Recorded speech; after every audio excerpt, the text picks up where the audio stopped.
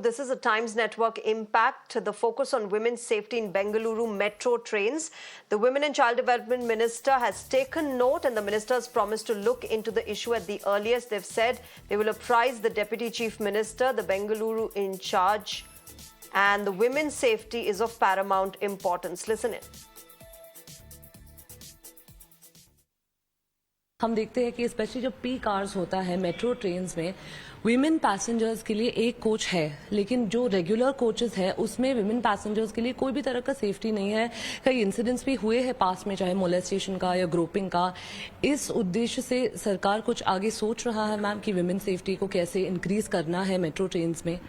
पहले तो मैं ये बोलना चाहती हूँ, women safety is most important for us. तो अगर डिमांड बढ़ रही है तो सेपरेट कोच के लिए मेट्रो में महिलाओं के लिए तो और एक या दो कोच हम सेपरेट करने के लिए हम कोशिश करेंगे। आज ही मैं जो बेंगलोर इंचार्ज मिनिस्टर हैं, जो अपने DCM शिव कुमार जी, उनके साथ मैं आज ही बात करूँगी। और रही बात जो महिलाओं के साथ गलत व्यवहार हो रहा है, तो उसके लिए तो जितना कठिन शिक्षा है वो तो हम आप लोग तो दिखा रहे हो और आप देख भी रहे हो। ऐसा आगे जाके होगा नहीं, लेकिन अगर डिमांड है जो वुमेन कोच का तो हम ज़रूर बढ़ाएंगे। ओके मैम, जो विमेंस कमीशन है आज उन्होंने यही कहा है कि वो भी सरकार को लिखेंगे इसके बारे में, क्योंकि जो कोचेस एग्जिस्टिंग है उसमें ये करना शायद मुश्किल है करके BMRCL बोल रहे हैं।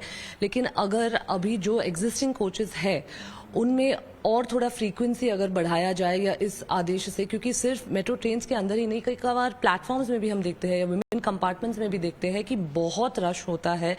तो अभी इसका जो आपने कहा DCM से आप बात करेंगे मैम, बैंगलोर डेवलपमेंट इंचार्ज से, इसका सोल्यूशन हम देख सकते हैं अगर, तो वो कब तक थोड़ा इन्विजन हो सकता है? बहुत ही जल्दी आप देख सकोगे।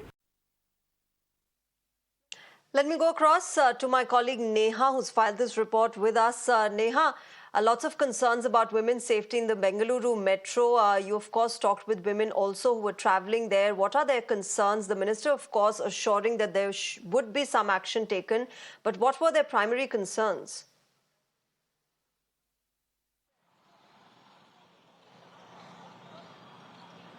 Well, Shreya, of course, primarily the fact that several women travel during the peak hours, given the fact that the metro, of course, is one of the biggest modes of public transportation here. Many women cutting across, in fact, various sectors travel in the metro. The fact that they, one, of course, get molested, they get harassed, there's groping that takes place. And several women that we spoke to, in fact, whose voices we're going to play out very shortly, also went on to mention that, they're really left with no option sometimes in such a crowd when incidents like these happen. The fact that they're running late for either their colleges or their workplaces, they're not really able to escalate these incidents many a time and they just let it go. But of course, in a bid to combat that, now we're seeing that a demand has come forth from them for an additional train for women here to ensure that at least, in fact, there is women's safety that's ensured at all points of time.